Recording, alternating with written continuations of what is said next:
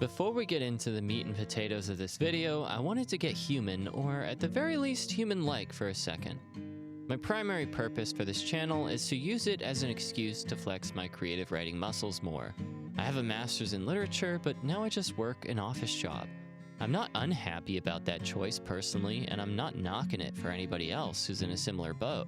Hey, it worked out pretty well for T.S. Eliot. And I don't want a career, so making a decent amount of money at a job I mostly don't hate so I can be creative and thoughtful outside of work seems like the best fit scenario for me. But sometimes I do feel that twinge of regret when my mind starts to wander off into the what could have been territory. This especially happens when I let my social anxiety or my myriad frustrations with work bleed into my life off the clock. I always mean to get around to that writing project I'm super passionate about, but I let anything be an acceptable excuse why I need to just turn my mind off and save it for another day. I'm too exhausted from a crappy day at work. The anxiety of even starting the writing project seems insurmountable, and this is by far the worst excuse, I'll just work on playthroughs until I get inspired enough to get over my other hangups. Yeah, I'll admit it. I'm using playthroughs as an excuse. I'm telling myself I'm still being productive, but come on, let's get real. If my goal really is to work on more creative projects, playthroughs should truly be secondary. So, as a programming announcement, let me put this out there to the world so I can hold myself accountable. I'm doing, at most, 2 playthroughs at a time moving forward, so I can focus on video essays. Additionally, I think I've made this pretty clear already, but the PlayStation Vita is one of my absolute favorite systems. So, my playthroughs are going to primarily feature the pretty cool library on that absolute champion of a handheld, obviously beginning with Ultra Despair Girl since I've already started it. Aside from that, I'll be recording footage of the various games that will be the subjects of my video essays, which will certainly be a lot of material to sift through, but as a low HP Mega Man would say in Mega Man X, it's time to get serious! But before we do, I just wanted to explain why I took the time to say all this. As someone who writes creatively and worked very hard to get to a place where I feel pretty confident when I actually get down to the business of writing, I still experience my share of anxieties and struggles. Maybe they go away once you reach a certain degree of mastery and have way more discipline than I obviously do. But maybe not. If you write and feel similarly, or more importantly, if you're an aspiring writer, it's okay to feel nervous or even afraid. Once I put my mind to it and get over myself, I think I actually sound pretty good. The finished product, though, is a far cry from the fearful mess I am at the start of every single project. What I'm not very articulately trying to say is, it's okay to not have a crystal clear idea of how you're going to do that thing you so desperately want to put into words, and it's okay if that scares you a little bit. I never know how I'm going to say what I want to say, and yeah, it is scary, but I have found, if you just start, it gets better as you go. Alright, buckle up, fuckleheads, it's time to get to today's video. My inner Lacanian actually finds the reimagining's assimilative/annihilative stance toward the original incredibly fascinating. Might be high time I dust off my copy of Ecrits. You all thought it was just an empty promise, but now we're here, and we're all gonna suffer, because dust off my copy of Ecrits I did. So without further ado, let's get to work. For those of you unfamiliar with the Ecrits of Jacques Lacan or his contribution to the controversial yet pervasive field of psychoanalysis, I'll just give a very quick rundown of some of his major ideas and why I invoked him in that earlier video as it pertains to the FF7 Remake project. For starters, Lacanian psychoanalysis is an established theoretical framework employed by literary scholars to analyze text. It's a contentious and controversial framework to employ, certainly, but I at least think there are interesting insights to be gleaned from using it as a lens through which to read a movie, or novel, or more relevant to this video, a video game, especially as I hope to make clear a bit later on, a remake. Not for nothing too, my master's thesis was on Lacanian readings of Disney Pixar films, so applying a Lacanian lens to ruin beloved experiences is just something I do instinctively at this point. I literally can't turn it off. Send help. That being said, it's been a while for me since I've done anything seriously academic with Lacan, so I might be a little rusty. Bear with me. So to ease into things, let's just talk through a few of the big ideas from Lacan that I'll be bringing into my reading of the FF7 Remake project before diving headfirst into the Hellmouth. For those of you unfamiliar with Lacan and his body of work, Lacan was a scholar of Sigmund Freud and even tried to influence the general direction the practice of psychoanalysis was taking in what he would call a return to Freud. Now, many of Lacan's contemporaries would object to how he went about this, some even going so far as calling him intellectually dishonest, as it seemed to them that he really was just in love with his own ideas, and the invocation of Freud was merely a ruse to get the psychoanalytic community all aboard the Lacan train. At the risk of angering any Lacanians who might be watching, it's probably true, but the ideas are incredibly insightful nonetheless. Before we get to Lacan's main ideas as they pertain to my reading of the FF7 Remake project, we really have to at least mention Freud's influence on Lacan, because he references a lot of Freud, which, even if psychoanalysis isn't your thing, you're sure to have heard of some of Freud's big ideas like the other, the Oedipus complex, and the phallus. Whereas Freud explored these big ideas in order to inform his practice of treating patients with various mental illnesses, Lacan elevated these concepts to a universal level by adding the dimension of language and its role in subject formation, informed in a large way by Ferdinand de Saussure's idea of the linguistic sign being a shaky combination of the signifier and signified. We will muddle through the specifics of that, I promise, but let's back up for a minute and introduce our first big idea: the effect of language on subject formation. For Lacan, language is inextricably woven into the process by which we assume an identity, or identities, in the world, as we can't understand the significance of our own humanness and relate to the humanness of others without representing it with words. Thus, according to Lacan, we are separated from ourselves and others in part because we have to use language, a system that represents and refers to, but cannot take the place of. As we explore de Saussure's configuration of the sign signifier signified, we'll see why this identification and subject formation through a signifying system like language can only ever point to a lack or fundamental deficiency within us. Suffice it to say for now, this all goes back to de Saussure's idea of the arbitrary nature of the sign. Now, let's examine one of de Saussure's own examples from his course on general linguistics to hopefully shed some light on his first big idea. He brings up the example of a Chinese person greeting the emperor with the appropriate amount of reverence by, quote, bowing down to the ground 9 times, end quote.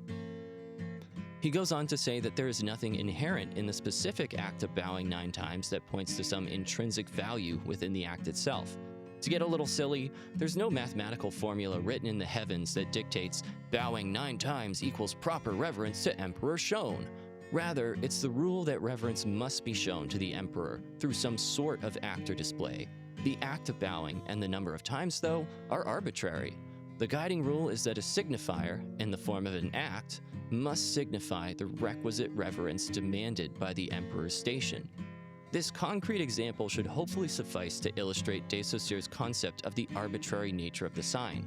One last point before leaving this example for now: were the emperor to realize beyond an unconscious level that the act itself is arbitrary, his eyes would then be open to the insufficiency of any act by any person to truly demonstrate satisfactory recognition of the reverence his station purports he deserves by an other. For any Lacanians out there, we know that this ties in nicely to the signification of the phallus, but we've got a little more work to do before we get to that. As illustrated via the example above, the idea that any act, due to its arbitrary nature, would reveal itself to be insufficient upon closer inspection comes from de Saussure's thoughts on the arbitrary nature of the linguistic sign. According to de Saussure, this arbitrariness is born out of the tension-filled relationship between the signifier and the signified that, through the interactions of their directional forces, if we borrow a concept from physics, forms a resultant vector that arcs toward but never arrives at the sign. What does all that mean, and who cares? It's a bit late for it, but to make a long story short, the thing we're referring to via words or other speech acts, aka the sign, is composed of the signifier and the signified. These two parts are, quote, intimately united, and each recalls the other, end quote. But crucially, the signifier has, quote, no natural connection with the signified, end quote, as demonstrated by de Saussure's above example. For simplicity's sake, think of de Saussure's configuration as a stark contrast to Plato's forms. Whereas Plato posited that ideal archetypes or forms exist in the heavens and inform our understanding and application of the signs we use to refer to things, De Saussure asserts that the sign only appears stable due to the fact that the signifier is, quote, fixed, not free, with respect to the linguistic community that uses it. The masses have no voice in the matter, and the signifier chosen by language could be replaced by no other, end quote.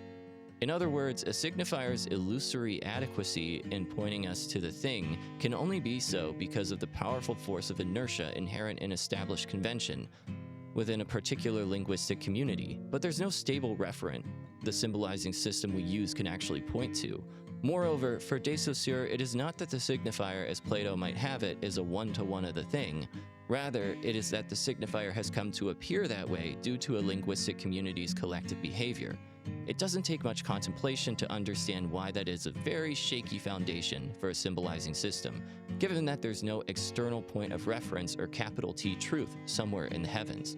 Nevertheless, it's important we walk through all of that, as Lacan's addition of the dimension of language to psychoanalytic theory depends so much on an understanding of De Saussure's linguistic sign, as the gulf between the signifier and signified produces a ripple effect that emanates throughout all of Lacan's big ideas. Because we have to move on, though this alone merits its own video essay, suffice it to say, De Saussure's nature of the linguistic sign had a profound impact on Lacan's thoughts on subject formation and our alienation from our own desire due to language's ability to represent in an always already reductive manner, but never take the place of. To get perhaps a little too quippy, just as we use language, language uses us. I start with De Saussure because we will see how this big idea about the configuration of the sign signifier signified is the foundation of Lacan's expansion on Freud's psychoanalytic framework. We couldn't not start there. You can disagree with Lacan and think that his ideas are kooky, but what I love is the consistency throughout, all stemming from the unholy trinity that is the sign signifier signified. This structure permeates all of his big ideas in such interesting ways, at least to me, and that's what I find the most worthy of exploration. So we've danced around it long enough. It's time to actually get to the sign signifier signified dynamic as it applies to Lacan's psychoanalytic framework.